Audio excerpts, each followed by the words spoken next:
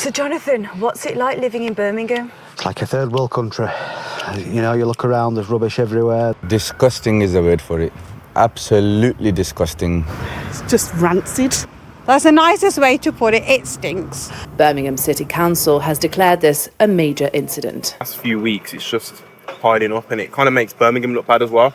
This is 21st century, and people are going on the moon everywhere, and we are struggling with rubbish.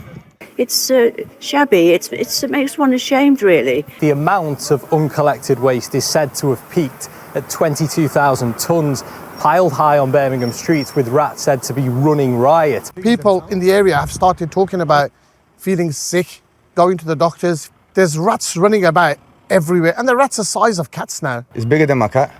My cat's about this big. The rat, not including the tail, is bigger than my cat. I think the cats are starting to get scared of the rats now. Times have changed. It's like death, you know, like it's just not nice at all. Hi, welcome back to Joe Blogs. As you've just heard, the residents of Birmingham, the second largest city in the UK, and there will be a quiz in a moment asking you whether or not you can name the top 10 cities in the UK, so get thinking about that one. They're not happy because the bin collection people, the guys who collect all of the rubbish from the houses, have been on strike for more than 6 weeks.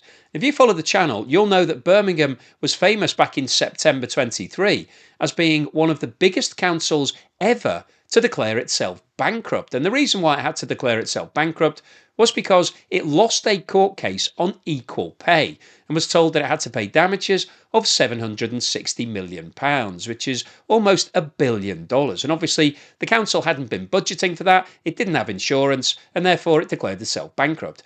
And when it did that, it said that it would only pay for essential services going forward. Now, obviously, refuge collection is an essential service in anybody's books. Let's hear a bit more about it. But just before we do that, here are the top 10 cities in the UK. The biggest by far is London, with almost 9 million residents, followed by Birmingham, which has around 1.2, Glasgow, around 620,000, and then at number 4 we've got Liverpool, followed by Leeds, Sheffield, Manchester, Edinburgh, Bristol and Cardiff. So I don't know whether you managed to get all 10 of those. If you did, congratulations. But let's hear a bit more about this problem that Birmingham has right now. A dispute allowed to get so bad, people say it's made them sick. And now, with no end in sight. The problem's been escalating since March, with bin collectors on strike in a row over pay. Thousands upon thousands of tons of rubbish have been on the streets since. And 5 weeks in, the ever-growing mound starts to get a certain aroma about it. You could almost describe it as a flavour. Not a very nice flavour. You've got burger smells, you've got nappy smells, you've got all different sorts of smells. You can't even describe it because it's just so disgusting. But you can barely open your windows, you can barely open your doors. It makes you feel sick, makes you feel nausea, it gives me a headache. I'll just pause the video there at this point because if you're not from the UK and you don't know Birmingham, the residents of Birmingham have quite a distinct accent. So hopefully everybody understood what that individual was saying, but if not, you'll need to look it up later and listen to the accent to get more of an ear for it. 10 minutes down the road in Bordsley Green and the scavengers circle above. In areas like this, it's absolutely everywhere. There's just rubbish everywhere you can see. It's not just the bin bags and also the fly tipping. It's on the streets, it's on the roads, there's bits that fly into your eyes, it's everywhere. You can't let your kids play outside. Like even not long ago, last week, I wasn't well at all, and I said, it must be through things like this for even a whole week. I was vomiting. Planners from the military have been called in to map out what mountains of rubbish remain, trying to win the seemingly never-ending game of whack-a-mole. So the problem is obviously very serious right now, and I wanted to go through the details as to how this situation arose. Refuge collection in the UK has been outsourced to private companies. So the councils have the budget. They're given the budget from the council tax that they take in from all of the people who live in their area. And then they have to decide what they're going to spend it on. So they put out these jobs for tender and then companies will be given the contract, and so the private company actually does the collecting, but it's the council who pays the private company using the money that they've taken from the residents. And in Birmingham, the crews that go out have 4 people on them. So you've got the driver who's actually driving the lorry, the bin wagon, the bin lorry, whatever you want to call it. And he's responsible for operating the refuge collection vehicle and ensuring safe navigation through the city streets. And if it's anything like where I live, you'll find that those bin wagons just stop in the middle of the road, and then a big queue of traffic of people who are trying to take their children to school forms behind it, and everybody takes their time. The operatives pull the bins and they put them in, and nobody gets out of the way, and causes quite a lot of excitement in the mornings. You've also got what's referred to as a Waste Recycling and Collection Officer, or a WRCO. And this is the root cause of the problem. We'll go on to talk about that in a bit more detail in a moment. And in addition to those 2 people, you've also got 2 individuals who are referred to as loaders. So these are basically the lowest grade people on the team, and their job is to pull the bins along, put them on the back of the lorry. The lorry then tips all of the rubbish into the wagon, and then the bin is returned to the house.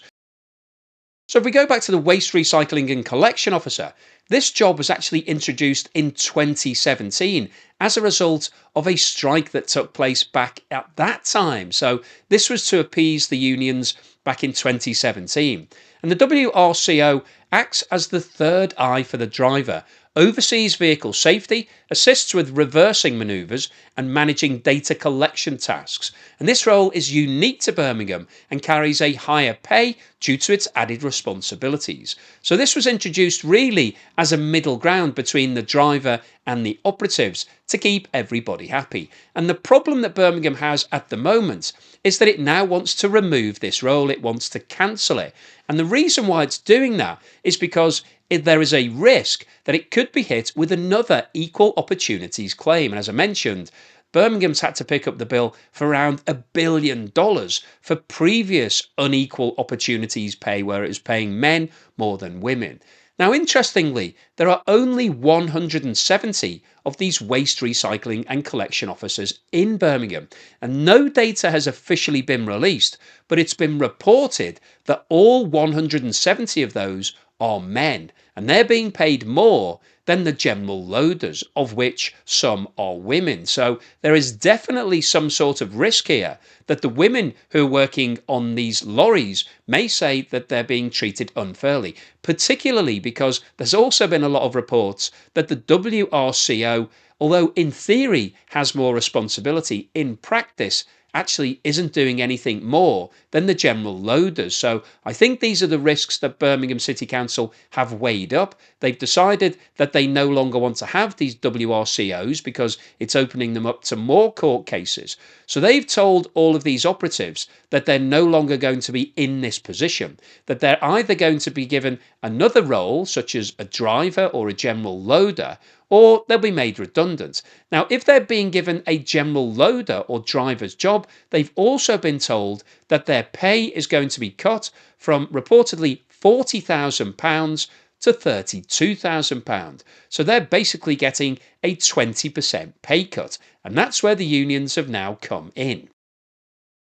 This strike started on the 11th of March and now runs the risk of being the longest running dispute in UK history. This bin strike in Birmingham is one of the longest the UK has ever seen, but it's certainly not the first. In the 70s, strikes in London lasted for around 7 weeks, and the winter of discontent led to rubbish piling up on the streets. Liverpool too in the 90s saw 12,000 tonnes pile up, and more recently in Edinburgh too, threatening the 2022 Edinburgh Festival. We've been speaking to people around Birmingham today who are living in stinking conditions. They are furious. What's your message to them tonight? Our members don't want to be out on strike for a day longer. We don't want Birmingham looking the way it's looking, but the best way to deal with this now is to reach a resolution so that these guys can go back to work and clear the streets. The latest offer by the City Council was overwhelmingly rejected by members of the Unite Union. It described the City Council's offer as totally inadequate, claiming it didn't address the pay cut drivers could face. Now, Birmingham City Council have made efforts to try to bring the strike to a close. They've made counter offers to the union. However, the union has resolutely turned all of these offers down. And actually, it's now talking about potentially coming out in further strikes with regards to the driver's position, because some of these WRCOs may be reallocated to drivers' jobs, and the union's concern is that those drivers could then be made redundant. So they're following up on the first issue with a secondary issue. So we haven't really got a resolution in sight at the moment. And it's been reported that this is now costing Birmingham City Council up to £200 million. And when you think about it, the £8,000 that the council was trying to save by cutting back on the salary of those 170 people would have saved around £1.3 million over the course of 12 months. However, the action that's been taken in response to that 1.3 million potential cost saving has now cost the council £200 million. So the payback period on that is just ludicrous in terms of the amount that they've had to pay out to try to save that money has potentially put the situation way, way worse from the council's point of view. So really puts into perspective the power of the unions here.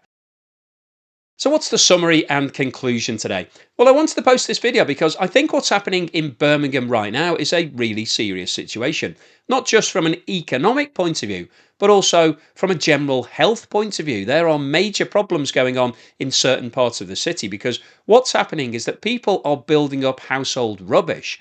And then when somebody starts to dump it on a street corner, people see that as a sign that they can go and dump their rubbish there as well. And that's why you see these huge mounds of bin bags starting to build up. But the problem that causes is obviously there's a lot of household waste, which basically includes food and things that will rot, and that attracts vermin. So rats were mentioned a number of times in the previous interviews, and they're starting to spread all across the city. And this is really just a major problem that you never ever want to deal with. And I think bin collection, refuge collection, is one of those things that you don't really think about that often until there's a problem with it. And when the problem occurs, then you realise that this is an absolutely critical public service. So there is a question as to whether or not any of this should have been privatised in the first place. This is the sort of job that really should be part of the government. It should be employees who are employed by the state, and therefore you then don't have the same issues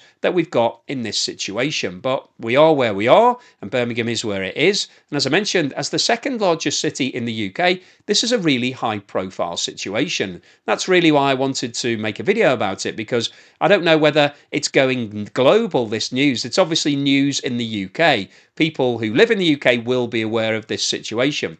But as with any news event, once you've seen one or two articles on it, you become a bit blasé and think, oh yeah, the Birmingham rubbish situation, who cares outside of Birmingham? But this is a major problem because there are now a lot of other companies in the UK providing the same sort of services who are also potentially thinking about going on strike. And this could really be crippling for the UK if it does spread across a number of different cities, because if you're not getting your rubbish taken away, it just causes everybody to become really unhappy and grumpy, and problems start to occur. Now, as I've discussed in today's video, the reason why the union has gone out on strike is because Birmingham City Council, which was bankrupt in September 2023 and hasn't really recovered from that. It hasn't been given a huge injection of cash. It's not like a private company where Elon Musk can come in and put a few £billion in and everyone's a winner. These are the councils, so it's part of the government, the local government in the UK. It still doesn't have enough money to pay for everything, so it's having to introduce austerity and cut back on various things, including refuge collection. So Birmingham City Council was trying to save some money by getting rid of some of the jobs. It's trying to reduce the number of people on a bin wagon from 4 to 3, which is in line with most of the rest of the UK. Mostly they have 3 people on these wagons rather than 4. So this is a downsizing to come in line with what everybody else is doing. But the problem you've got is that when you've got a company that's unionised that's providing these services, it's very difficult to say we're going to cut jobs, because the union then comes back and says, actually, we're all going out on strike because of those 170 people who will be affected. Because obviously the union is worried about other people then becoming affected and the next round of job cuts and the next ones. So we've got a standoff at the moment where the union is standing its ground and the council is basically saying, well, we don't really have any more money. We need to cut back. So it's a rock and a hard place from the council's point of view.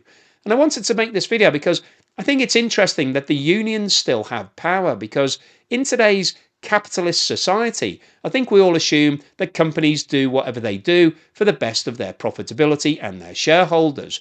But what we've got here is a situation whereby the council, which doesn't have any shareholders, it's obviously part of the local government, is trying to reduce its expenditure because it doesn't have enough money. But it's being prevented from doing that because the company that it's outsourced this service to is heavily unionised, and it's saying, we're not allowing our members to go back to work, we're going out on strike. And it's been reported that the company and the union actually have a mandate up until September of 2025. So this strike, in theory, could go on for up to 6 months. And that would be hugely damaging from the council's point of view, because the clear-up cost after 6 weeks is £200 million. So if it went on for 6 months, we would be talking billions of pounds. And this is all to save 170 jobs. This was basically £8,000 times 170 jobs, 1.3 million from the council's point of view is what they were trying to save on their cutbacks. But they could end up facing a bill of up to £1 billion or more if this dispute carries on for the next 6 months. But anyway, hopefully you've enjoyed today's video. You found it useful, informative and thought-provoking. If you've liked what I've said, then please give me a thumbs up. Thank you for watching this video all the way through to the end. And thank you so much to everyone that's supporting the channel. I've said this before, but I really mean it. If you bought me a coffee or sent me a YouTube super thanks, thank you for that. Really appreciate it. And if you're a long-term supporter, either through Patreon, where you can watch my videos advert-free, or buy me a coffee membership or YouTube membership, thank you so much for that long-term support. Really helps to keep me motivated. And here's something to put a smile on your face.